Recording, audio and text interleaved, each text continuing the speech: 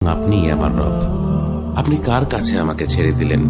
এমন অচেনা মানুষদের কাছে যারা আমার ক্ষতি করতে চায়, নাকি এমন শত্রুর কাছে যাকে আপনি আমার চেয়ে অধিক শক্তি দিয়েছেন?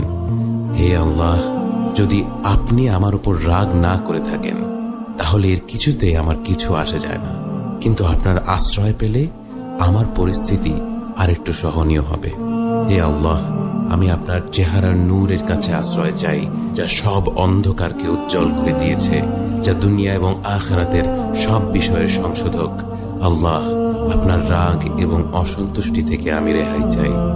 আল্লাহ, এ সব কাজই শুধু আপনাকে খুশি করার জন্য করা, এবং আপনি ছাড়া কোনো শক্তি নেই, কোনো ক্ষমতা নেই।